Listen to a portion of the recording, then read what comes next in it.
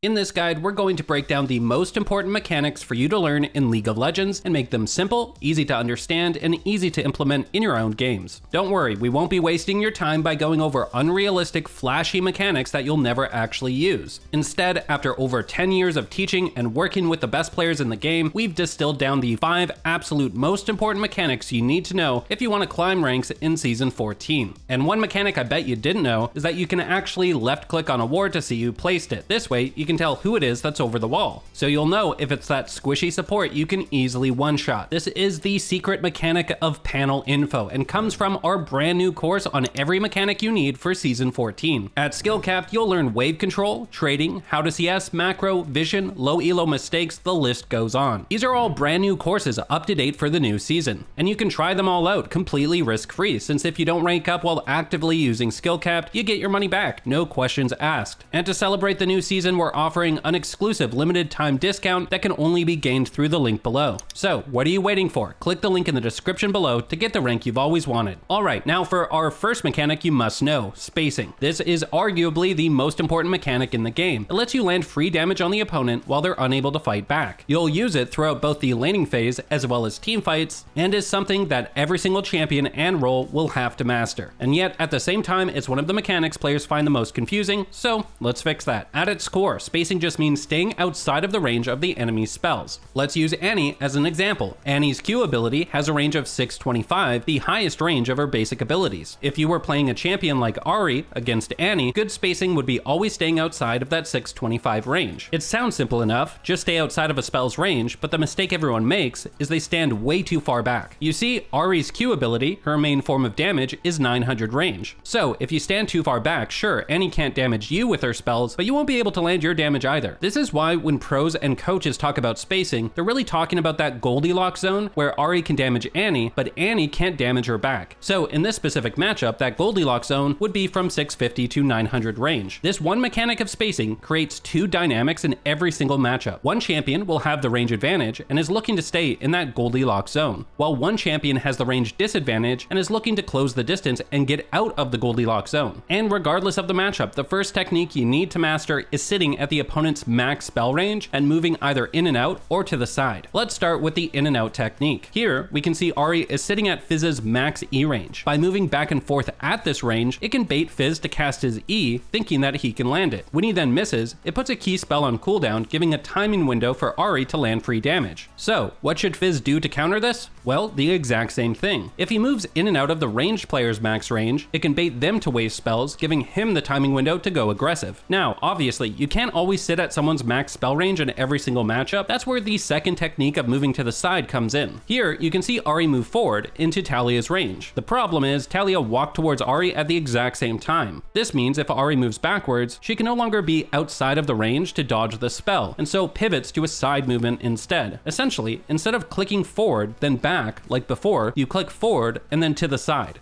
You can also click back and to the side. In this instance here, Ahri clicks back as if she's running away, but then preemptively clicks to the side, baiting Talia to cast her W to where she was originally running to. Now, here's what's important for you to understand. None of this is reaction time. These are preemptive movements. The trick is to preemptively move after your champion turns to sell a certain direction. Here, Ahri turns to face away. She's selling that she's running away. That's when she then clicks to the side. You can see Talia hasn't even casted anything yet. It's a preemptive movement to bait the enemy to missing an ability. The clip before this, you can see how once Ahri shows her champion running forward, how she begins moving her mouse to the side to click before she's even able to react to Talia casting an ability. Same thing with the original clip. Ahri clicks towards Fizz to get in range, then clicks back hoping to bait the spell. You're not reacting to a spell being cast, you're hoping this movement baits the enemy. Sure enough, the next time she does the technique, she does bait Fizz. And same thing with the second clip, it starts with the Fizz moving back and forth at max range trying to bait the spell. You're not reacting to anything, the movement technique itself just baits the enemy and dodges it for you. Now, one more advanced spacing technique you should be aware of is the fake out. This is a variation of the in and out. So if you notice the enemy copying your movements where you click backwards, they run forwards, and when you click forwards, they run backwards, what you do is click backwards and then immediately click forward extremely fast. They react to your backwards click and click forward, but by the time they do, you've already clicked towards them, causing you to be both running at each other, closing the distance faster than they expect.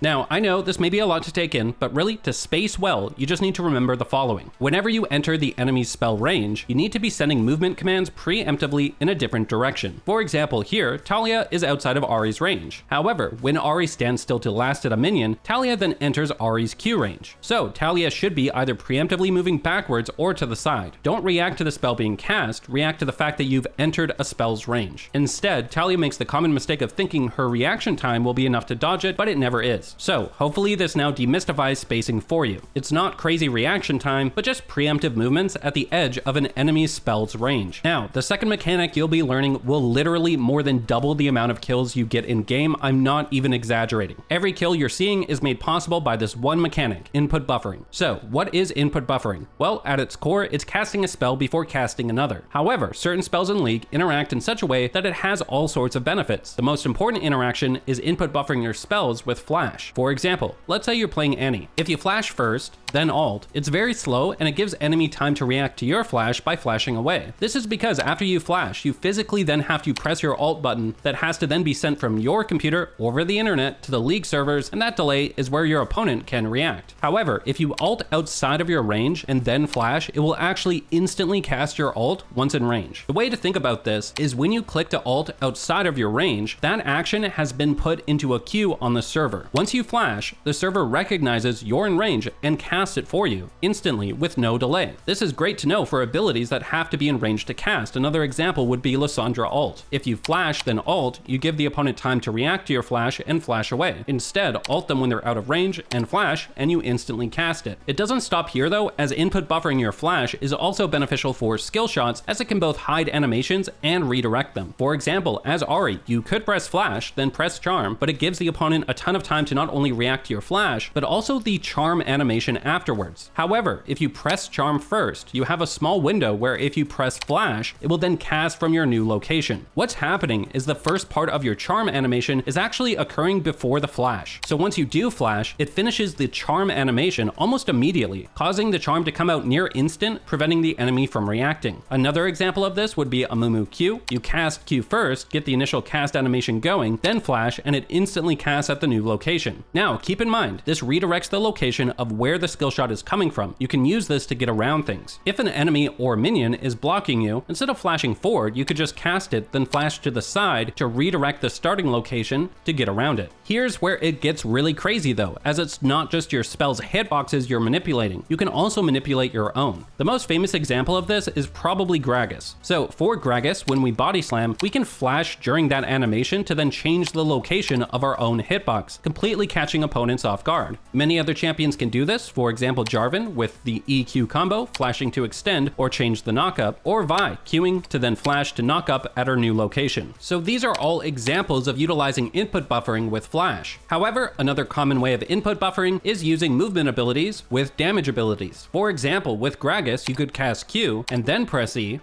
or press E first, and during the movement of your E, press Q. The animations combine together, letting you do both at the same time. Combine that trick with the earlier flash input buffer, and you have input buffer inception, hiding your Q animation with your body slam into then flashing on top of your barrel to instantly knock someone up. Input buffering movement commands with abilities often has a lot of strange visual interactions too. For example, for Caitlyn, if you cast Q, then E, both animations will occur separately. However, if you press E, then Q, it not only combines the animations, but your Q will actually come from the original location you casted it from, completely catching players off guard. There's also other ways of manipulating the visuals using the previous flash input buffer technique. The most classic example is Cassiopeia, where if you ult away from the enemy, but then flash over your cursor, it visually shows you ulting away from them, while the damage and crowd control applies in an invisible cone towards them. Now, of course, you don't have to get that advanced to use the input buffer mechanic. You just need to know, if you have a skill shot, you can likely input buffer it with your flash to change its direction and make the animation come out faster. If you have a movement ability, you can cast it, then input buffer your other abilities for it to come out faster and hide the animation. If you have an ability that turns your champion model into the skill shot, then flashing during the animation is a great way to catch players off guard and extend your range. And if you have an ability that can only cast when you're in range of an opponent, cast it first and then flash for instant cast times. Now, if the previous mechanic doubles the amount of kills you get, well, this next mechanic will double the amount of damage damage you do over time. It's known as animation canceling. Here's the thing, when people think about animation canceling, they usually think of the following two things. The first is an ability that has an auto attack reset baked in. A prime example of this would be Nasus Q. Most Nasus mains will tell you, you never lead with your Q first. You auto attack first, then press Q.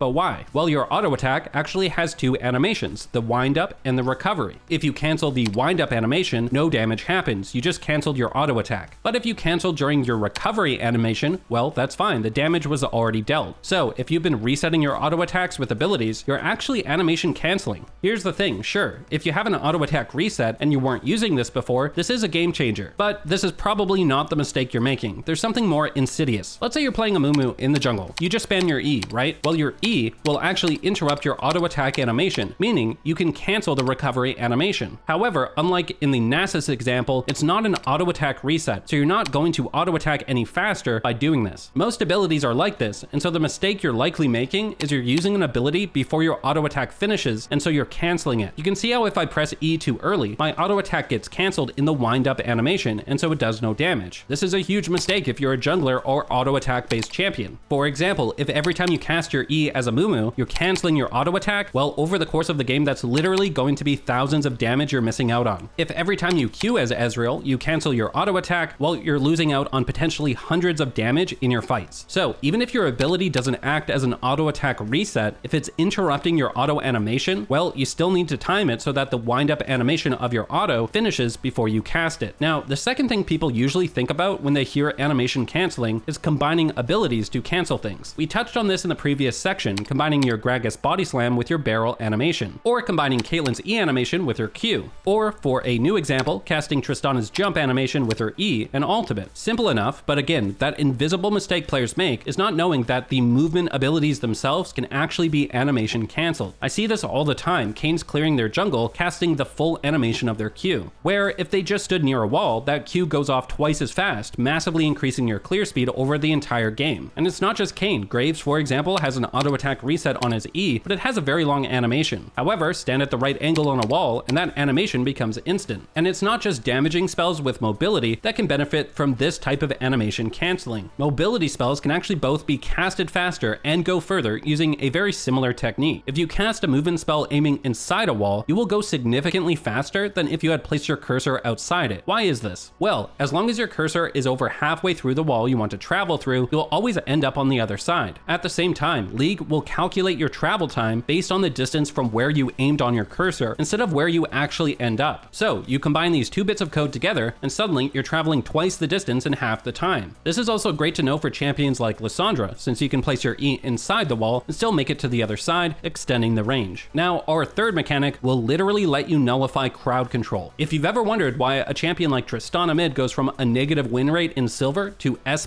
tier 57% win rate in Challenger, well, this one mechanic is a big reason why. So, a lot of movement abilities have a cast time, such as Ezreal E, and surprise, Tristana's rocket jump is no exception. During this cast time, in this case 0.25 seconds, if you get hit by crowd control, your movement ability will still go through. However, if that 0.25 second cast time finishes, the game now considers you to be in the air, and so anything that hits you is going to interrupt it. This is why, if for example, an Ahri was threatening to charm you, well, you'd want to hold your EQ combo as Jarvan until you see her cast it, then time your EQ right as it hits you. In Jarvan's case, he has a 0.4 second cast time on his Q, so an even larger window to time this. You've probably already noticed this yourself without actually knowing what it is. For example, Yone ult has a really long cast time of 0.75 seconds. This would seem like a negative on the surface, but it also means he can nullify pretty much any crowd control with it easily, since it has such a large window. Same with Akali. Her E's first cast has a very forgiving cast time of 0.4 seconds. Now, here's the thing, that's great to know for movement abilities, but this also applies to literally every ability. So champions with long cast time abilities, like Set W, can time their cast at the same time as getting hit by crowd control. Another example would be Ezreal's ult. You have to stand still for 1 second to cast it, so might as well time it when you get tagged by CC. There are so many champions that benefit from knowing this trick. It's especially useful useful on champions with their own form of crowd control, since you can often turn a champion going for a pick on you onto a pick on them. Just do be aware, we're talking about cast times here, not channels. Channeled abilities like Nunu ult or Fiddlesticks ult have been programmed to have no cast time, so they can be interrupted at every stage of their channel. This is why you should check your champion's abilities on the LoL wiki. For example, Tahm Kench's W is actually considered a channel even though it looks like a regular cast time. This means he's extremely vulnerable to crowd control during that window. Alright, now our final mechanic you must learn if you want to climb ranks is kiting, which is often referred to as attack moving. Now, I know, you're probably thinking you already know how to kite and attack move, but I promise you, if you just stick with me, you're going to realize you've actually been doing it wrong all along. So, kiting is inputting movement commands between your auto attacks. This allows you to create distance while still doing damage. Attack moving is a specific command that allows you to attack the nearest target if you attack the ground. So, when players kite, they use the attack move command to make it easier. This is because it prevents accidental death, since if you just do a regular right click to auto attack an enemy, if you miss, you're going to click the ground beside them, causing you to walk forward into them, resulting in a gray screen. So quickly, here are the settings you need to know. Go to interface and make sure show attack range is enabled. This will bring up a nice range indicator when you use the attack move command. Then go to game and make sure attack move on cursor is enabled. This makes your auto attacks target the nearest enemy to your cursor. If you have this disabled, you'll attack the nearest enemy to your champion, which prevents you from targeting the champion you want. There are two main ways players attack move. Either with the player attack move click command, this lets you attack move without having to left click. You'll just instantly attack as soon as you press the keybind. Or players use the player attack move command. This will bring up that nice range indicator when you press the hotkey, but it does require you to left click to attack. Most high elo players use the attack move command, but it's totally player preference. You can even change the default keybinds on the commands to suit you. What's important is that you are attack moving, period. Not what specific keybind you're using to do it. Alright, so here's what everyone does wrong when they first learn about attack moving and kiting. First, like we talked about earlier with Nasus, you need to understand that your auto attack has two parts to its animation. The first is the wind up. This is the entire animation until you release your projectile if you're a ranged champion. And the second is the recovery animation. This is the remainder of the animation that continues after you release your projectile. To kite effectively, you want to cancel the second part, the recovery animation, with a movement command. Great, so you might be thinking, okay, yeah, I already do this. I thought you said there's something I do wrong. Well, you're likely canceling your auto attack's recovery animation correctly, but then you're making one or both of the following two mistakes. The first is you then try to auto attack much later than when your actual auto attack came back off cooldown. For example, here, my auto attack comes off cooldown, but I continue to walk instead of attack. This means I only land 2 auto attacks. Compare that to when I auto attack as soon as my auto comes off cooldown. I'm able to land 4 autos, doubling my damage per second. An easier way of understanding this would be with an actual ability. Bad kiting looks like this, where you continue moving despite Annie's Q being off cooldown, whereas perfect kiting would be casting the Q as soon as it comes off cooldown. You're moving while still outputting the maximum amount of damage. Now, just to be clear, there are of course some instances where you have to continue running on purpose, because an enemy will catch you if you turn to attack. We're not saying to perfectly kite with maximum damage in those situations. However, in regular, normal kiting situations, you're likely losing out on damage from moving longer than you need. Now, if you're not making that mistake, you're probably doing the opposite. You're kiting, canceling your recovery animation properly, but then trying to attack too early, before your auto attack has actually come off cooldown. Again, this is easier to visualize with an ability. So it would be like if, as Annie, before our Q has come off cooldown, we try to cast it and just stand still waiting until it does. This is the biggest reason why people fail to kite well. Let's say you're playing Caitlyn, one of the highest auto ranges in the game at 650, and you're facing Vayne, who has a range of 550. And yet, you go to auto attack them, and by your second auto attack, you're suddenly within 550 range, getting hit back. Here's why this is happening. Notice, I'm at Caitlyn's max auto range here, marked by the ward. If I click back after auto attacking, wait for my auto attack cooldown to come back up, when I attack again, I'm again staying at max range. However, if I click back to kite after autoing and click back to attack too early, before my attack has come back off cooldown, my champion actually continues to walk forward up until my attack comes off cooldown, and then we attack. This is what most players get wrong about kiting. They try to input their next attack command way too fast, and their champion both walks forward more than they have to, while also making them stand still much more than they have to as well. This is why kiting isn't just about canceling that second part of your auto animation. It's also about developing the muscle memory around your attack cooldown, or in other words, your attack speed. For example, here's optimal kiting with no attack speed items, more movement and less attacks. Now we have Berserker's Graze and Kraken Slayer. More attack speed means our attack is coming off cooldown faster, so more attacks. And finally, here's an example of kiting at full build. You can see how developing muscle memory around your attack cooldown is key. If you try to attack too fast, you're gonna awkwardly run run forward into enemies, try to attack too late, and you're missing out on a lot of damage. Attack right when your auto comes off cooldown, and you got that buttery smooth kiting with maximum damage. Alright, now if you truly want to become a mechanical god, there is nothing better than our brand new mechanics course at skillcap.com. You'll master every other mechanic we didn't have time to cover in this guide, and this course is a part of our massive update, adding all brand new courses for Season 14. And to celebrate this, we're offering an exclusive limited time discount through the link below. So what are you waiting for? Click the link in the description below to get the rank you've always wanted this season. Alright, and that will do it for this one. We here at SkillCap want to thank you for watching, and we'll catch you in the next one.